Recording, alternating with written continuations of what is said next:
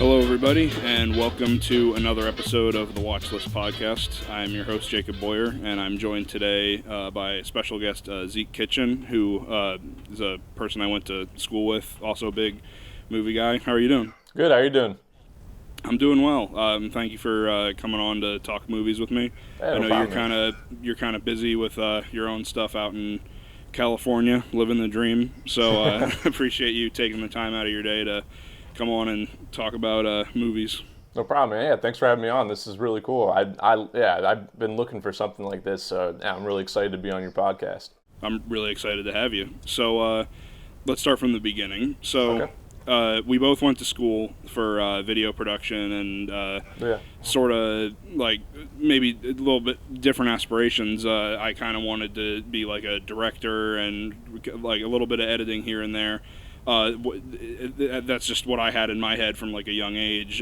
So when you first like got started into like doing videos and working with cameras and stuff, is that like what was your sort of goal? Like where did you see yourself? I mean, I always have just kind of wanted to own my production company, sort of. I love to create things, and I love working with cameras. So I mean, I just felt like that kind of all. I just wanted to have my own production company. That was kind of like my end goal with all of this. But I just honestly working with cameras and editing in general was something that I've always wanted to do, and I'm glad I'm able to still do that. Yeah. So are you like a full-time, I keep up with you on Instagram, we can plug that too if you want, but Yeah. are you like a full-time sort of like freelancer, like going around to like different places and doing like photo and video production and all that, or?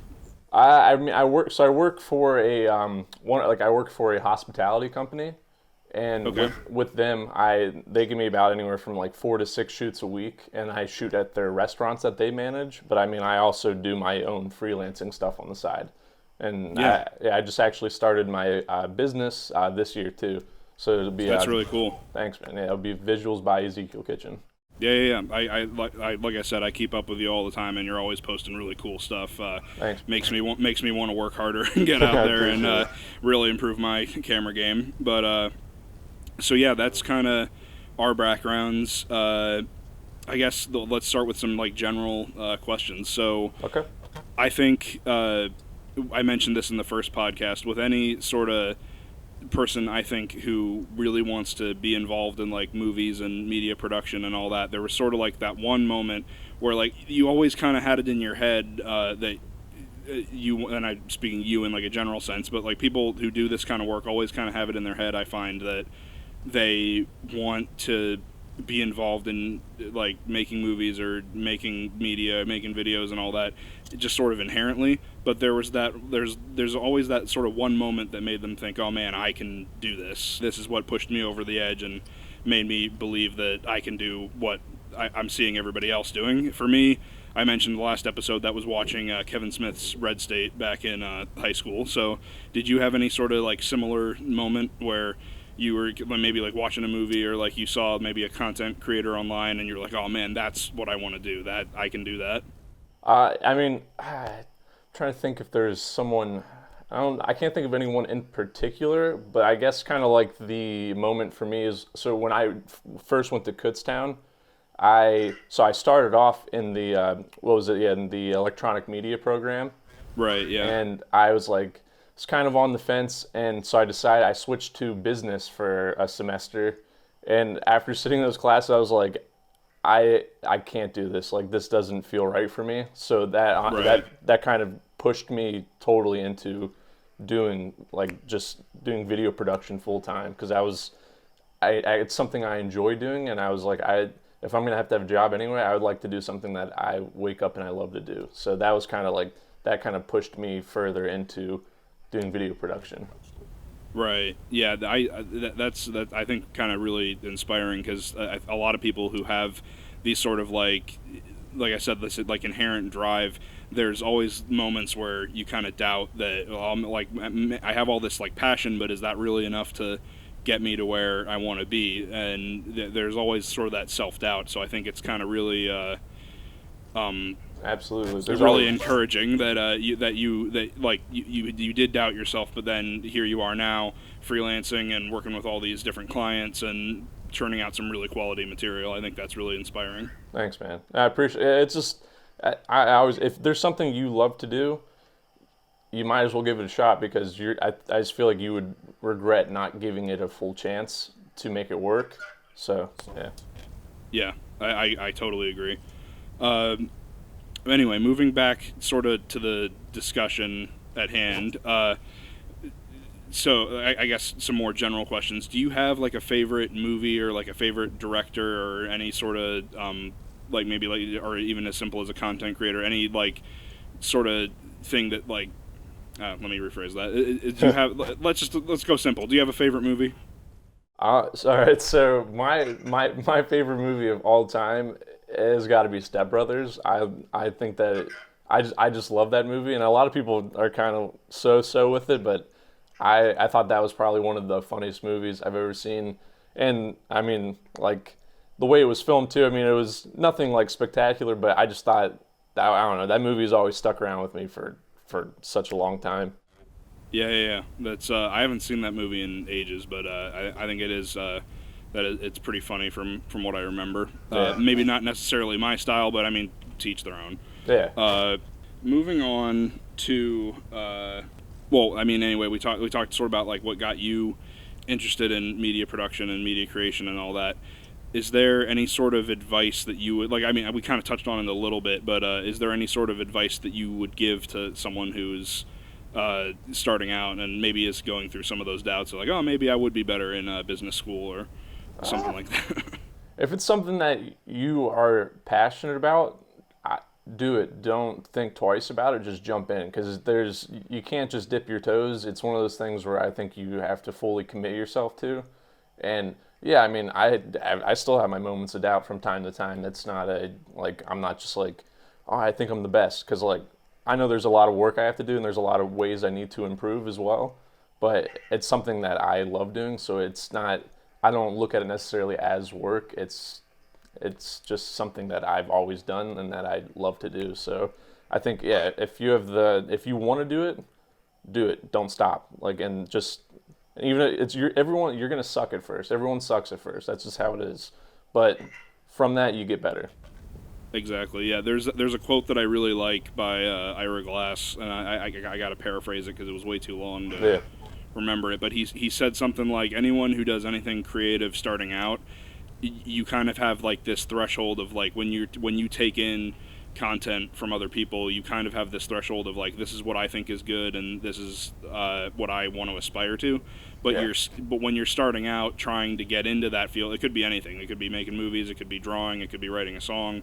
Your ability to match that threshold is never going to be at the level it needs to be when you're starting out. So I think it's very important to recognize that you're going to fail consistently. Absolutely. when you first attempt, and you shouldn't let that discourage you. You should use that as your own sort of like life lessons to, okay, well, I didn't do well in this aspect this time around, I'll make sure to improve on that next time, and then maybe there's a different aspect that you can improve on the second time out, and you just keep going until you hopefully reach that threshold. I think that in our own eyes we never really do, because we're always so hypercritical of everything we make. But that's for sure, man. Yeah, definitely. I think that there does come a moment where you eventually reach that level, whether you realize it or not. So I feel like you said, I think it's very important to recognize that we will get there. It's just a matter of giving it that time and patience. And like Robert Rodriguez said, from the ashes of every failure are the keys to your biggest success. So I think that's important to realize. Well, yeah, I think you shouldn't be afraid to fail, man. That's because I fail all the time, but from those failures you learn to actually make something that's like worthwhile. So it's just kind of, you just got to do it, and you can't be afraid of what other people are going to think. You have to just go by how you're feeling, and like if you like it and you like what you do, then no one else's opinion should matter. Exactly. Do you have like a moment that you like really think back and like, oh man, I should have prepared better for that, or oh man, I really screwed up there, and then that kind of like helped you in the next project? Oh yeah, dude, I've had plenty of times like that. Yeah, I mean, just like, so I had a shoot like a few months back, and I didn't check any of my audio equipment before getting there. Oh no. And of course, my Tascam decided it died on me that day. So the only thing I had on me was like a cheap like shotgun mic. So I've always learned, double check your shit as many, like just do it before you go out, because what it was, I don't know if you had Professor Neil for anything, but like. Oh yeah. He was a great professor. I loved him, man. He was really cool. But what was it? The proper pre-production planning prevents piss poor performance. Exactly. Yeah. I have that on like a little sticky note right above my computer desk. Yeah, I say it to myself at least like once or twice a week. I bet. Like it. Yeah, it has helped me out, because just being prepared beforehand, it makes a world of difference. Because if you don't prepare before you go in, you're kind of going in there blind, and you want to have some sort of a plan, whether it's written down or if it's just in your head. It really makes a world of difference once you start actually working. Right. Yeah, I totally agree. And I mean, the other thing to kind of realize is that no matter how prepared you are, something is always going to go wrong. Like so it's less so prepare. What's that saying? Where it's like plan for hope for success, but plan for failure, I think is what it is. Yeah. Something like that. Where it's sounds about right. There's I've had so many moments of that. Like I even had that exact moment where I made, like, all my batteries were charged, everything was good to go, but then I don't know what happened. I had a shotgun mic that I was using to capture audio from this entire. I was recording a wedding, and the venue didn't have like any sort of like built-in like sound system, so everything was brought in. It was these two like really tiny rinky-dink speakers that they put in the back of the room. So, and this was before I had the money to afford like individual mics for like the bride, the groom, and the officiant and all that. Yeah. So I took my Tascam, put it on a tripod, and then like put a shotgun mic on top of that, and just aimed it like in the vague area that they would be talking. And when I tested it with myself, it worked somewhat fine. Yeah. But I guess someone must have like bumped it, or like I set it up before anyone came in the room, and then I went to tear it down to move on to the next setup, and I guess someone had like bumped it, and the mic like pointed like completely like 90 degrees away from where I had aimed it, and none of the audio was usable. So I mean, like, you always gotta expect moments like that, but it's always, there's so many moving parts, and it's a wonder when anything, I think, comes out usable. Oh yeah, it's video production. You gotta wear like 10 hats, man. It's not just like point your camera and you're good to go. Like there's a lot that goes into it, because only thing, and that's why I think people forget that a lot of the time, because all they ever see is the finished product of what you've created, but not like what went into making that 2 or 3 minute video, because even that, there's a lot that can go into that a short amount of time. So exactly, yeah, and that sort of ties into that whole point of like, you'll never think what you're doing is good, because you've spent so much time with it that you know every single flaw inside and out, that you're conditioned to kind of think. And that's what I think is so kind of inherently discouraging about trying to start out in video production, is that no matter what you do, you're always going to see the worst in everything you make, because you can spend weeks and weeks and months on trying your best to make something good, but it's never going to look as good as it is in your head. So I think at some point you just have to accept, okay, I've done my best. Yeah. Let's put this out and see what happens. And 90% of the time, I think that people are they're more forgiving of tiny little mistakes than if you were to just inherently fail and just trick yourself into thinking it's good. Yeah. Like if you do an entire shoot out of focus and you're like, oh man, I'll just sharpen this up a little bit in Premiere and no one's gonna notice. Like, I don't know.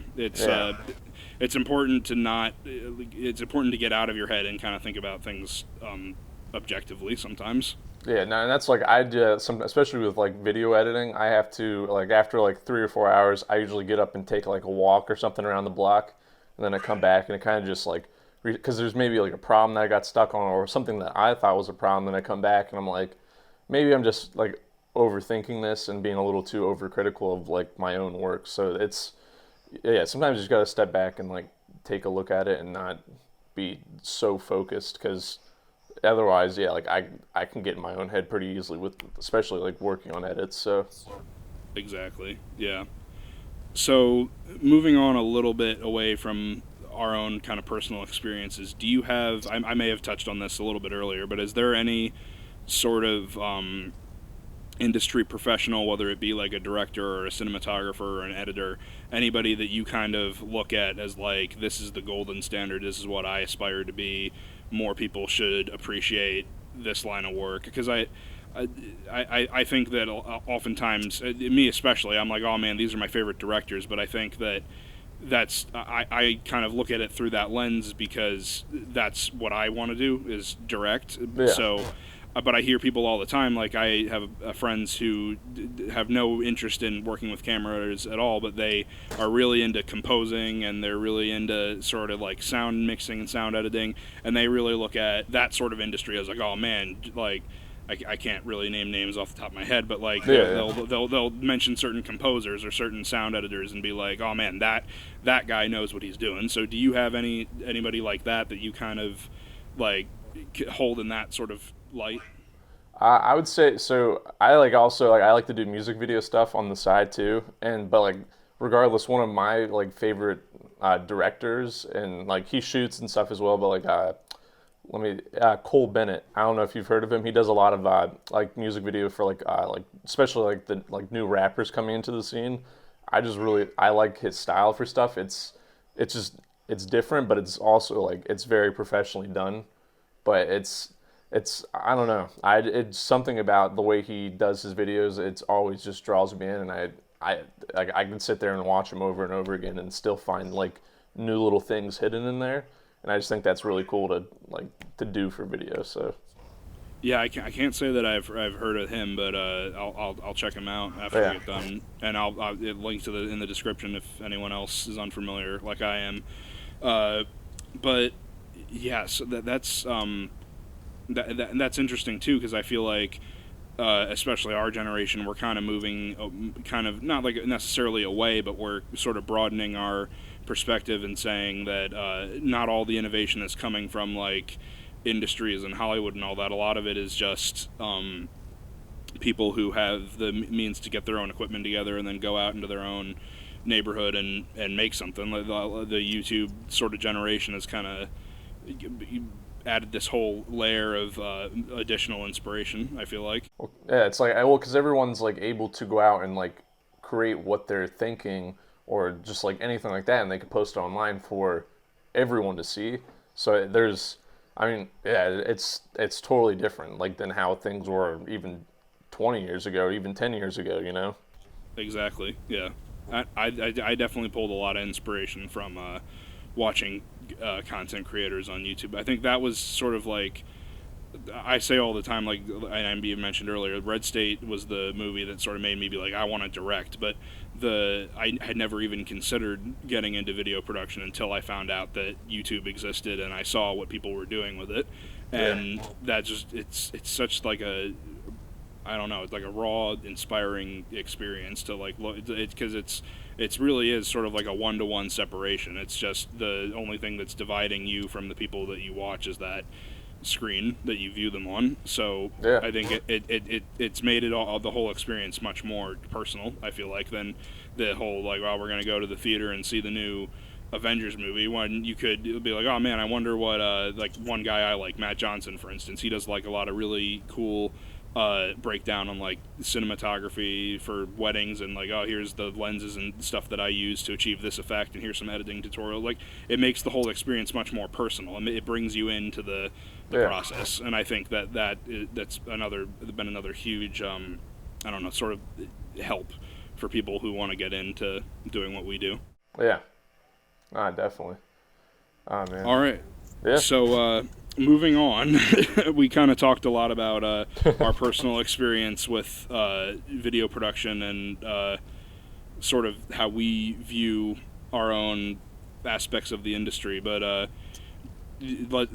getting back to the sort of meat and potatoes of the show is the movie discussion. So for those of you who are just joining in, didn't see the first episode, I ran a series earlier, maybe a year or two ago, on my YouTube channel where I would watch. I used to watch a bunch of movies in my free time, and I would sort of compile these monthly lists together of like, here's 10 movies that I really enjoyed and I think are underrated, and here's a clip, I think you should enjoy them. And then I hate hearing the sound of my own voice when I'm reading a script, and on top of that everything would just get flagged by copyright all the time whenever I would show any footage. So that was sort of the reason for this podcast coming about.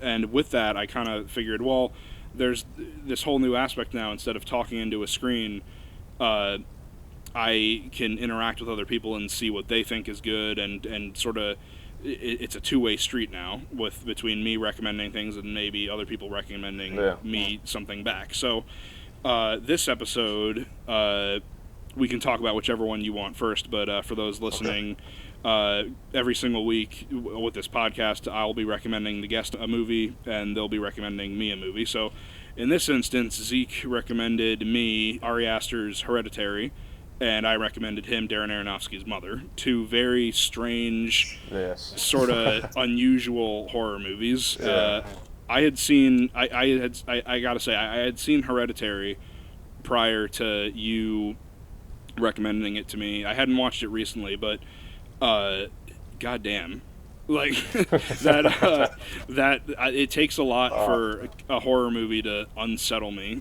to the point that unsettled me. That was so when I first saw it in theaters, it took me like an hour afterwards just to wrap my head around what I just saw. I was baffled. I went back to the theater the next day and watched it again because I was so like, I just was like, what the hell am I watching? Like, but it was awesome. It was a great movie. I haven't had a movie do that to me, and I don't even know how long. Like, it was really cool. Yeah, it takes a lot because I kind of. The horror genre is something that I really kind of like to work in. I love to whenever I work on like a script or I'm thinking of ideas for a short, my mind kind of automatically jumps to horror. So I kind of have desensitized myself a little bit to most of the content out there that's horror related. But when I watched the Hereditary for the first time, I was like, man, this is really different, and I kind of ended it, and you get that feeling where you're like, you feel like a kid again, and you're like looking in every corner, wondering if Toni Collette is gonna like crab walk out from at you, or like every little noise makes you jump. Like it really, like it was, like I can't even think of words to describe it. It was just so unique and crazy in the best possible way. Yeah, man, that's like what I walked away to. I was like, this is probably one of the most unique films I've seen, and like there wasn't like you can't. It's hard to describe a movie like that.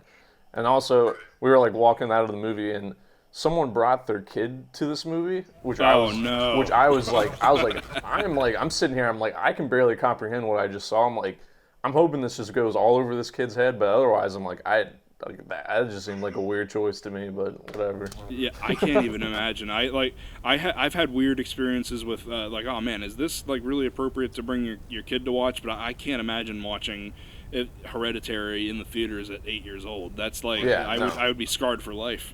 For real. That's why I was like, I couldn't. Yeah, like I would probably have like screamed and ran out of the like theater. Like that movie was nuts. Yeah. So I guess we can get into a little bit more. Specific for anyone who hasn't seen Hereditary. First of all, you should pause and go watch it. It's incredible. One of my favorite horror movies of the past 10 years or so. But the gist of it is, you have this family. I don't remember all the actors. Toni Collette's the mom. I know that. But you kind of have this family, and right off the bat, we start with them dealing with the death of the kid's grandma, but the mom's mother. And you kind of get the sense through like dialogue that this was kind of a strained relationship between the grandma and her child, and there's kind of like they're distant. There wasn't really a close relationship, and then throughout the movie, things just sort of get progressively worse for the like that's what kind of it really impressed me, is because when I first started watching it, I was like, okay, this is going to be your average like haunted house scary movie, exactly. Like where everything's going to start off kind of small and we're going to build and build and build, but like it like right out the gate, it just hits you with some really intense, not only like visuals, but just sort of intense themes and ideas that like really make you uncomfortable the more you think about them, and it doesn't let up. Like, I mean, there's your usual like lulls in the action, but it's very, very intense and in your face with how it deals with like very grotesque and unsettling ideas, and that's what I think was so effective about it.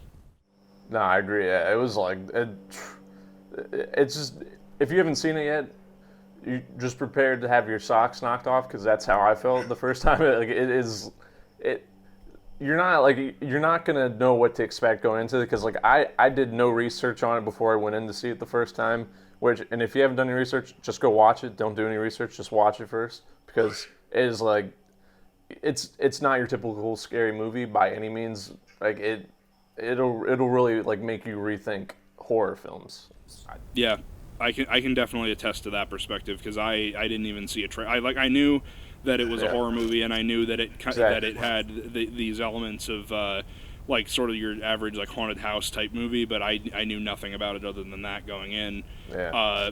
And I'm really glad that that I didn't know anything about it, because it kind of, I mean, I was a little bit jaded, knowing that, okay, this is a haunted house movie, this is what I can expect, but it goes out of its way to sort of defy those expectations, and I really, really liked that. From just all sorts of standpoints, the cinematography, the lighting, the score, the performances, everyone was going on and on and on about how amazing Toni Collette was, and how she was snubbed that she didn't get an Oscar nomination, and I can totally agree. It's a shame, because I feel like the Academy doesn't really recognize horror movies like they never, like, there hasn't really been sort of a tradition of them recognizing horror movies in the past, except for like maybe Silence of the Lambs winning Best Picture. But it's just a genre that kind of gets ignored a lot, and it's just a shame, because you have moments like this with like really powerful performances and just a really like overwhelmingly amazing score, and the way the camera moves throughout this like big house, and the way they hide things in plain sight, it's just incredible.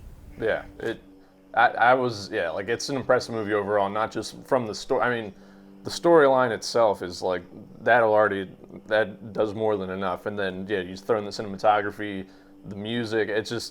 They did a really great job putting this together. Like it's not your typical scary movie by any means. Definitely. Do you have like a moment where like I kind of like when I was watching it, like from the get-go, I was kind of like, okay, this is I guess we're kind of getting into spoiler talk here, but from the beginning I wasn't into it yet for maybe the first half hour, but like I could tell that it was a little bit better than average. But the moment that the son is driving back from the party, and the kid's having that allergic reaction. That's my part too, man. Oh my god. That was when I knew I was okay. This is something different. This is something crazy. I need to see where this is going. That was, oh man. That is. I'm not even kidding. Like, that is the same exact part. Like, that's the same part that I was like, what? Like, I held my breath for like 5 minutes in the movie theater. I was like, wow. Like, I was not. I've never, like, I mean, I've seen some stuff in like horror movies, but that, just because of like, I think the relationship with the characters, and I was like, it was a lot. I was not expecting that by any means. Like, and then when they revisit it too, like, that's just it's so my god, visceral. Oh my god. Because you get like a blip of it, because then it mostly just stays on the like. I don't know if we should say. I don't want to spoil too much for anybody, but I don't. Well, let's say right now. Okay, so if you haven't seen Hereditary yet, you should definitely go and see it. It's easily one of the best horror movies I've seen in the past 10 years. I think I gave it like an 8 or 9 out of 10 on IMDb when I rated it. So yeah, it's definitely go watch it. I'm not sure if it's on any streaming platforms or anything like that, but if you can find it, you should definitely check it out. So Amazon spoilers. Prime. Oh, it's on Amazon Prime? Yeah, Amazon Prime. Oh, sweet. Okay, so if you have Amazon Prime, then you have no excuse. You got to check out one of the best horror movies made in the past 10 years. So. Okay, so then I guess let's spoil it going forward. That's just, oh man, when Dude. I can't even think of. I'm trying so hard to come up with the words to describe what I felt in that scene, and it's that's all you can say is Yeah, that's it's just a noise. Yeah, when she's having her what was it? Oh, we can spoil it now. Okay, so we have when she was having her allergy attack in the backseat, and he's swerves to miss that deer. It's just, I think it was so powerful that you get a little blip of what kind of happens, but then the fact that I loved how they just kept him in a close-up shot, kept Peter in a close-up shot driving, and it was just on his face, because I was you were feeling almost what he was feeling in that moment, and it was just you don't even you're sad, you're frustrated, you're kind of what the hell did it just happen, and I don't know. And then once he goes home and just lays in bed, and then it just turns from night to day. Oh my! And then you just hear his mom screaming in the back, and I was that 5 minutes really shook me to my core during that movie. I was not ready for something like that going into it. And as if that's not enough, after that screaming, they cut to just her head. It's if that wasn't enough to upset you, that oh man, this little girl just died, and her mom, her brother feels responsible, and the mom discovers it. It's just if that's not enough, here check out this fucked up piece of imagery we're gonna throw at you. It's just dude. That's one thing that I really like about Ari Aster, is that he's not afraid to.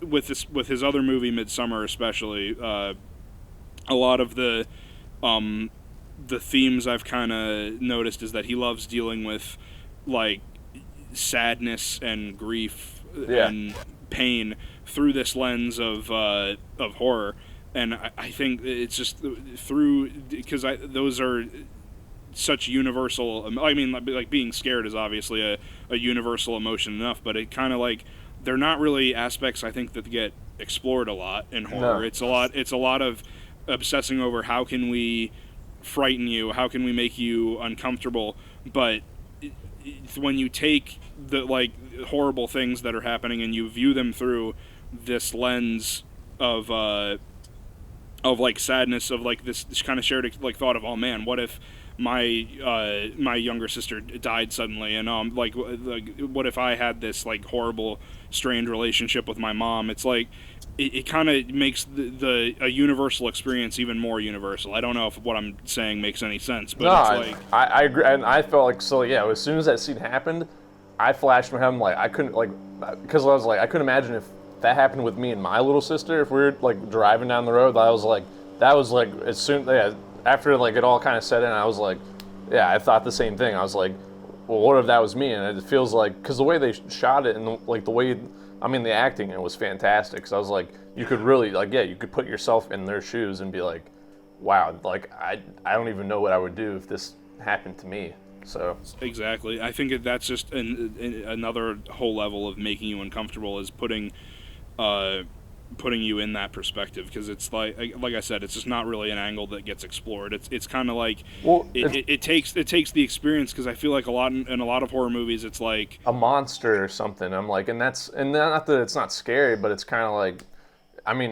it's not real, it's not realistic, right. So it's not. But this is this is something real. This is something that could actually happen. Maybe not towards the end and stuff, but still, the majority of it though, you're kind of shit, this could happen to me.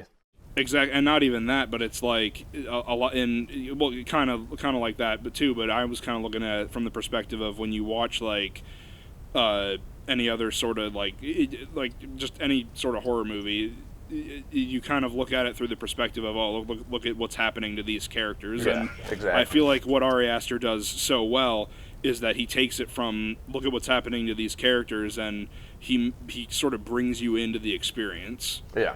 I think especially with Midsummer, which we can get into a little of if you want as well, but because you kind of you feel trapped like those characters are in that situation, but really with Hereditary to a lesser extent than Midsummer, but it kind of like makes you feel like you're a part of this family and you're dealing with everything as they're dealing with it. It kind of it really brings you in and sort of puts you in the situation in a very, very unique way. Absolutely. And it's wonderful. I love it. Yeah.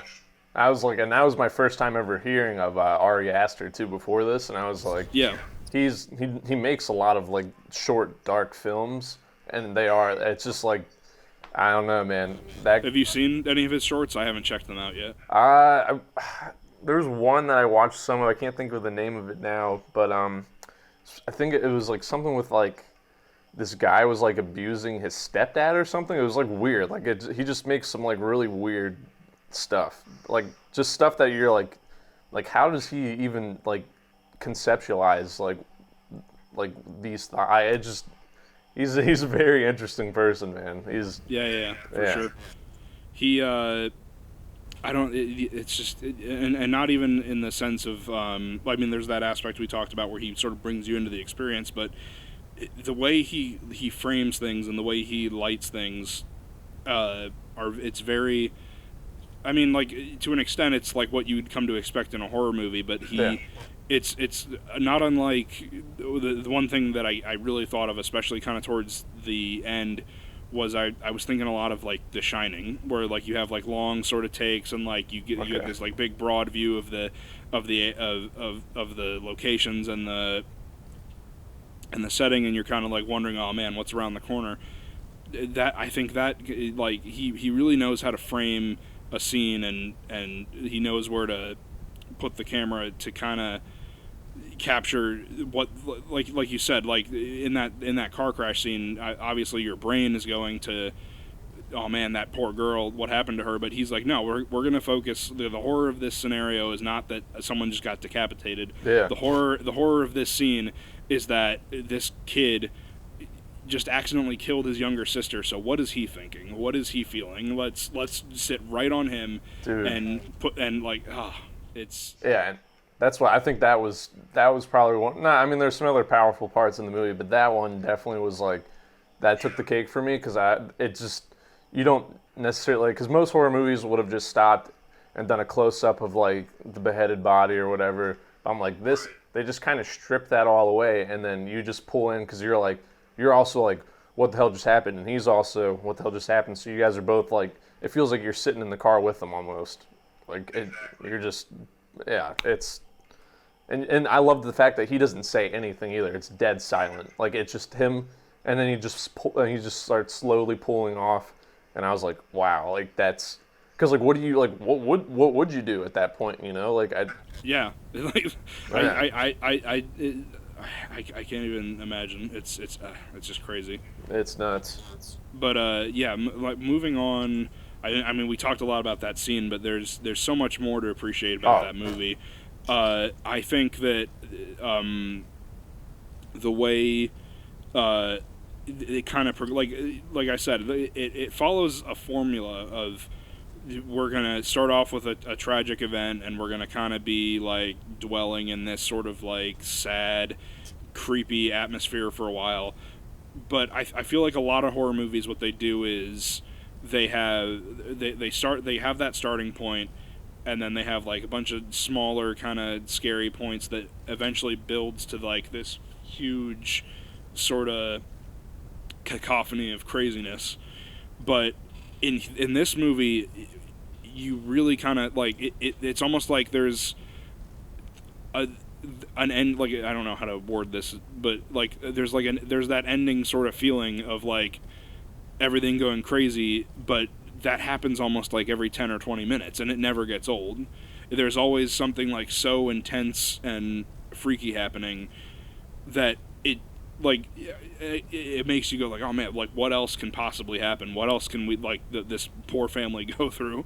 That like how like it's so well written, and it goes against your expectations so well that it's like I kind of pride myself on being like, okay, well, this is probably where it's going, but like I had no clue. Like there was like from maybe like the half hour point, like once we get like half hour away from the ending, from that point onward, I was like, this, I have no clue what's happening. I'm fully along for the ride. I have no idea what to expect, and I'm loving every second of it. It's just I felt the same way. As soon as that car scene ended, that had me sucked in. I was ready to go for whatever. I was like, wow, like this, I can only imagine what else is going to happen from here. Because I was I was really taken back, man, but in the best way possible. Exactly. It's such a perfect movie. My only sort of complaint that I had with it is the very, very end, where they, after he falls out the window, that all was good when he wakes up and he's going through the house and there's creepy stuff happening, and then but the moment that he falls out the window and he goes up into the treehouse, I felt like that was like such a good build up, but then I don't know if you felt the same way. I've talked to this movie with a few people, and they kind of had a similar problem with it, but they my issue is that I feel like there was too much explained at the very end in a movie that kind of one of the reasons why I liked it is that so much of what there is to appreciate about the movie is in the background and subtly hinted at through visual cues and other dialogue, that it kind of felt out of place that they end it with that the one woman who is friends with the grandma explaining like, oh, we're here to worship you now, and it's time again for your reign to go over this world, and that kind of took me out of the moment for a little bit. I'm curious, did that bother you at all, or am I just too nitpicky? No, and I felt like the ending definitely wasn't the most strong point. I don't know, like it was weird, but I don't know if it was. I don't know. I wasn't as hooked in during the ending, I guess to say. It just was kind of like it was a little. It just was a little bit too much. It was almost like, to me, it was almost like comical towards the end, because it was just like, this is just so like weird. Like I don't even like. I mean, like I understand what's going on now. It makes sense, but I'm like, this is just like, I don't know. I'm like, this is like, I'm not really like taken back anymore. I'm kind of just like, this is just really weird to me.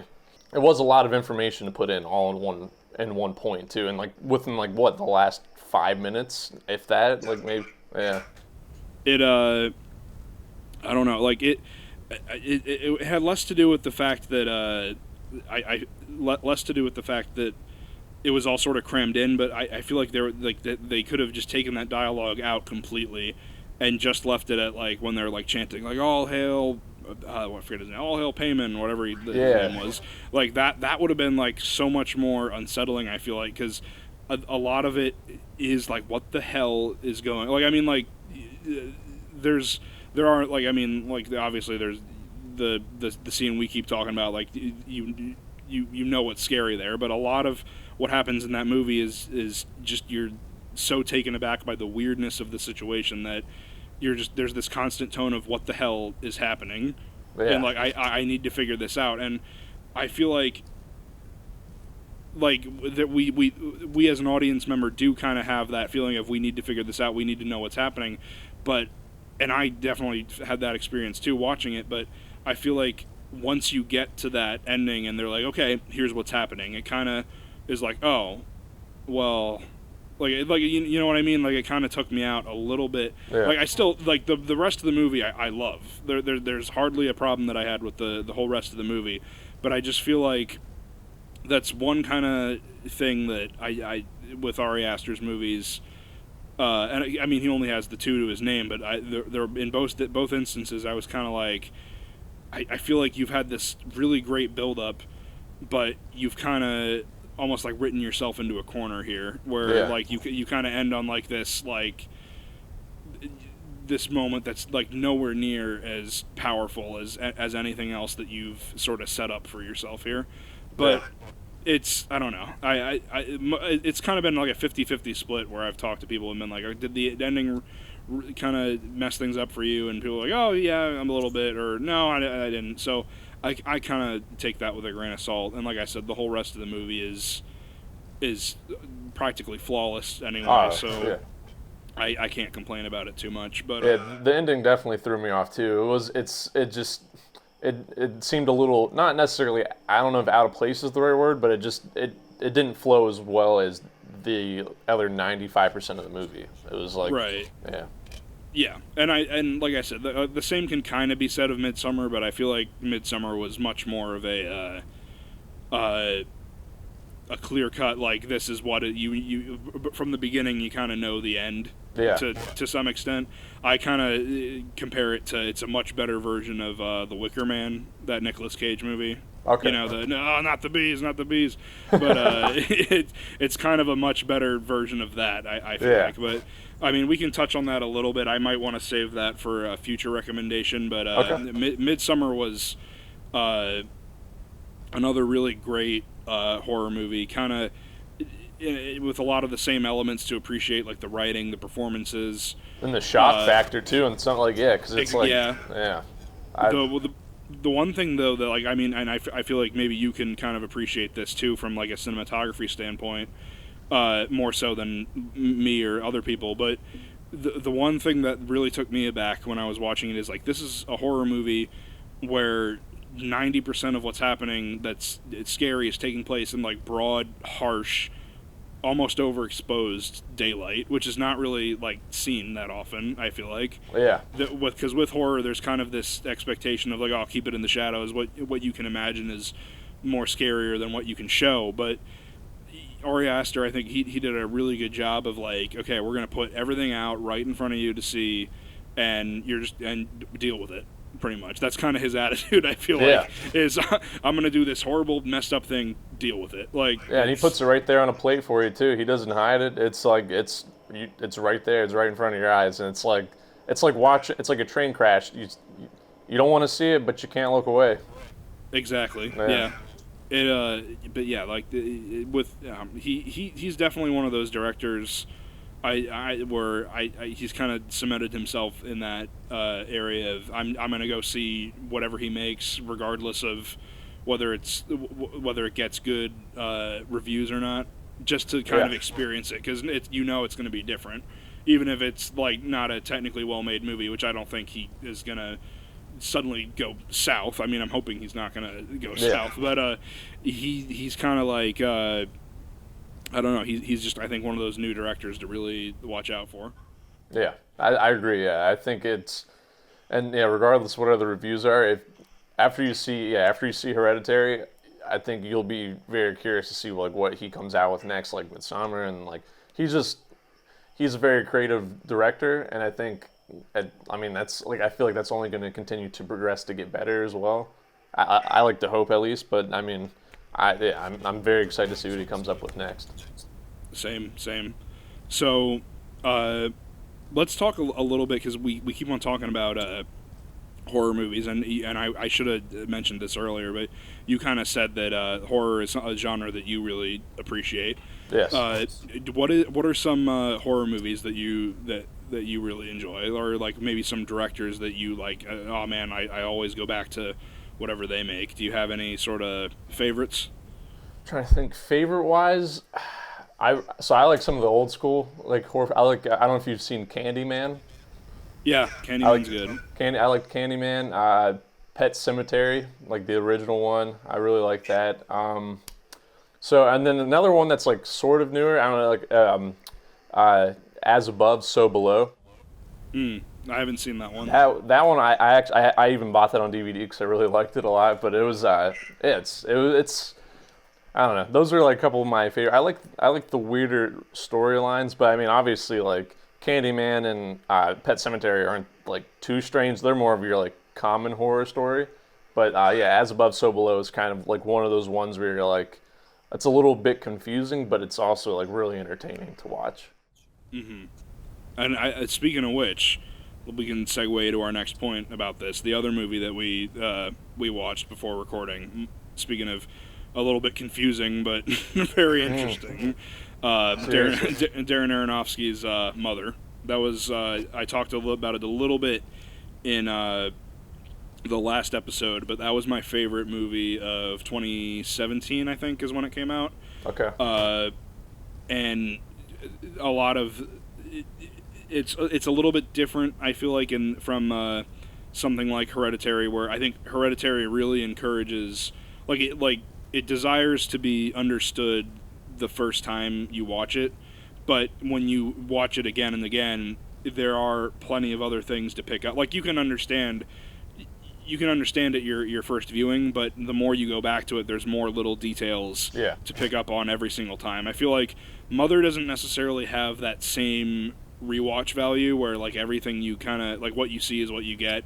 Once you figure out this is what it's trying to do, then you can sort of see through all the layers at once. You know what I mean? Like, but that's not to say that it's a bad movie at all. I feel like we'll backtrack a little bit. So Mother, again, for anyone who hasn't seen, we'll do a little bit of non-spoiler talk, and then I guess we'll spoil it a little bit. But Mother it's another horror movie starring Jennifer Lawrence and Javier Bardem as pretty much the only characters for a good chunk of the movie, like a few side characters here and there. But they're a husband and wife who live in this house, and he's a writer, and he hasn't written anything good in a while, and she's kind of like the caretaker of this house. And these people show up that kind of turn their whole world upside down, and he's very like encouraging and going along with it, but she's very apprehensive, and things just kind of get crazy from there. So what did you think of Mother? I liked it a lot. So I watched it. I even watched it again today. I watched it. I watched it Friday, and I watched it again. I watched it Thursday originally, and then I watched it again on Friday. But I liked it a lot. It was very. The ending to that one too is like, it's nuts. Like, that is that was also, I don't know if it's just me, but did you pick up on some like biblical references in that movie too? Yeah, that's kind of what I felt like, is that because the whole sort of movie, I feel like, is this big allegory for like the Bible, and like not just like sort of the Old Testament, but like carrying into like modern day. The whole movie is kind of like this metaphor for our world and what's happening in it. So that's kind of what I meant, where it's like, once you figure out, okay, this is what's going on, I feel like it kind of doesn't depreciate in value, but like when you kind of see it through the lens that it's trying to speak through, you kind of see everything up front. You're like, okay, this is what you're trying to say, this is what you're trying to do. There's not really any sort of surprises anymore, but not in a bad way. There's still, I think you can still appreciate it at the face value, and from this other metaphorical aspect they were trying to go for. Yeah. But it's very good. Yeah, no, it's I didn't really pick up on it. I kind of picked up on it towards the end, but and then I kind of felt stupid for not picking up on it towards the end, because like some of it is kind of in your face, but not in a bad way. Yeah, well, that's why I felt like watching it again a second time. I'm like, oh, I'm stupid. Like, how did I not see that the first time watching this through? But man. And honestly, that is probably some, like, the acting in that is fantastic. Like, they really, like, they killed it. And I would not like picture those two together acting in a movie necessarily, but it really, they blended together like really well. Yeah. Javier Bardem is kind of one of those actors that I think no matter what he does, I really enjoy it. He's from No Country for Old Men, right? Yeah. He's done a bunch of other movies since. He kind of like, I feel like he gets typecast a lot as like this bad guy or like this intimidating sort of figure, and he definitely has like his intimidating moments here, but he's kind of like off to the side of Jennifer Lawrence, who I think did a really good job. I mean, like, there's the parts of it where it's like, okay, like, one thing I kind of enjoy is that if the performance is so good, I kind of forget that it's the actor playing it, and I don't know if I'm wording this the right way, but like The Lighthouse, for instance. Did you see that movie? Yeah, I've seen that. So when that was, again, watch the previous episode if you want to hear my thoughts on The Lighthouse, but easily my favorite movie of this past year. But point being, like, when I watched The Lighthouse and I'm watching Willem Dafoe and Robert Pattinson, I didn't really think of them as those actors anymore because the performances were so good. I thought of them as that character, and I feel like when you have that sort of star status of like Jennifer Lawrence, it kind of becomes really hard to get lost in her performance. Yeah. But I think she did a good job. Javier Bardem is a little bit more chameleonic than she is. I can kind of get lost in him a little bit more easily, but it's like you said, they both did an amazing job, and it blew me away. Yeah, seriously, I don't know, man. That was another one that's also very unique because you're not going to find another like horror film like that necessarily. I don't think it's hard to compare that one to something else, for me at least. I can't think of anything else I've seen that even like is even somewhat like that. So it was really cool. I liked it a lot. All right, so I guess we can get into spoilers now. If you haven't seen Mother, go check it out. Again, I'm not sure what platform it's on, but you should definitely be able to find a copy of it somewhere online. I think Mother's on Hulu. On Hulu, okay. Believe. Zeke coming in again with the expert streaming knowledge. I should have prepared better for this, but yeah, like you said, the biblical references. I didn't really pick up on it until maybe about the scene where it's Ed Harris and Michelle Pfeiffer are in the house, and they go up into his office, and they break that the glass shard thing that he's like, oh, you can don't touch this, but everything else in the house is fine. And then when they break it, and he's like, oh, get out, and he like seals the door. I was kind of like, oh, okay, I see what you're going for here. Yeah. So, but like the whole movie is kind of like is like that, and I think what it sort of takes us through the creation of the earth all the way up until when we get to the very end. The I don't know the biblical term for it, but like basically the end of everything, and then the rebirth of something new. And Revelation, I think that, or something like that. Exactly. Yeah. So what I thought it was so interesting is because like that sort of like whether you're religious or not, those sort of like ideas of like those classic stories you hear about like the flood and Adam and Eve and Cain and Abel and all that. Those are so whether you're religious or not, those stories are like so ingrained into our like culture that we don't really think of them other than like, oh, okay, yeah, that's just a story with a moral. But like when you see them kind of portrayed in this way, it really does a good job of highlighting like how kind of weird and disturbing it is from the perspective of like I'm not even sure how to word it, but like I guess for clarification, Javier Bardem is meant to be God for anyone who's listening to this, and Jennifer Lawrence is meant to be like a representation of Mother Earth. So the whole movie is kind of like through her perspective, sort of taking in everything around her, and watching how she reacts to how man treats her, basically, and it is kind of horrifying when you look at it through that perspective, like the kind of things that we're capable of and the kind of the ways that we treat the planet, and like I'm starting to get into like a really hippie like environmental message here, but it's like it is kind of like it's an angle that you wouldn't think about, and I think that again with like Hereditary, it's like here's a story that Hereditary is a bit more straightforward. It's like here's a story that has been told a bunch of times, and we're going to tell it in a unique way, and it's the sort of the same thing with Mother, but it's very different. You know what I mean? Yeah. Like, it's crazy. It was, and that was like the one. So like I'm religious, but I also I grew up learning like about like all like the stories. But I know like the one like the Cain and Abel one is like where it really hit me, and I was like, oh, like this is actually like there's a lot of like religious like little like Easter eggs hidden in here too. So I was like and like it's the first time I watched it through, literally like I didn't see anything until the end. Then once I hit the end, then it made sense. But before the final 5-10 minutes, I was like this is weird. I was like, is he like a cult leader or something? I'm like, I had no idea like who, like what is this guy like?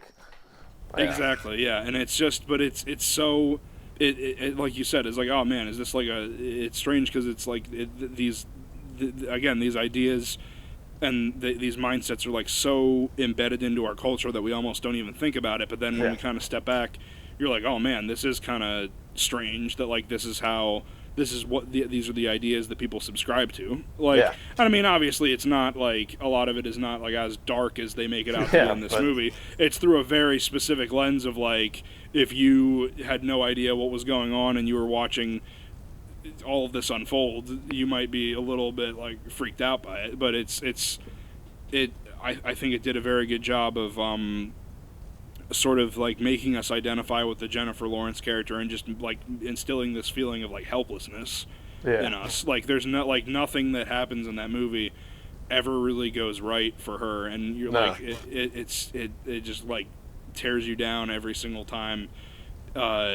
You try and see her deal with like this new awful thing happening to her, and it's very well done. It's in a way where like again it kind of like not only are you like, oh man, that like the way that they're doing this in this movie is good, it kind of makes you feel like rethink like the actual real world like ramifications of like what this movie is trying to say and like how we treat everything. Yeah, I was like, they just did it so subtly that it's, oh my gosh, I don't know, man. I was glad you recommended this movie because I'd never heard, like I've seen it, like I've scrolled past it before, like on Hulu, but I've never like even thought to like really like, I never went and saw it in theaters or anything, and I just, from the title of it, I wouldn't even like think twice really about it, but after seeing it, I'm like, I should never judge a book by its cover, so obviously, but still, exactly. Yeah. It's a crazy movie, and I think a lot of people should definitely check it. I mean, there's obviously some very kind of disturbing elements to it. Like once we get into the segment that kind of talks about Jesus and his life and what he went through, they kind of deal with that whole bit in like a really kind of gruesome and unsettling way. Yeah. Like that.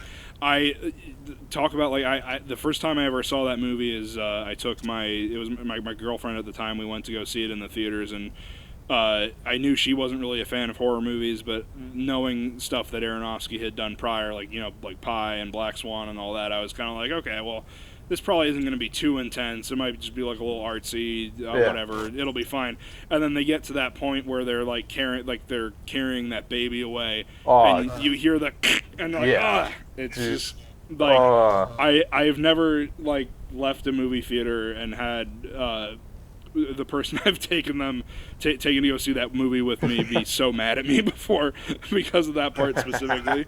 She was like, "Oh man, it was a good movie until that happened." Yeah, seriously, I was even like, I was watching it in my house, and I was like, "Oh my gosh, I think they just broke its neck." And I was like, I just was like, just crazy.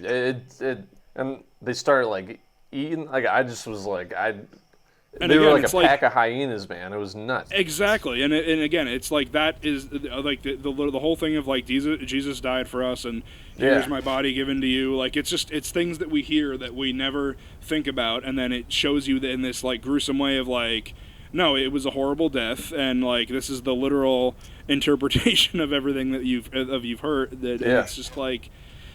It just takes those like such common phrases and ideas and puts it in like this really unique and like kind of terrible spin, and it's just it does it so well.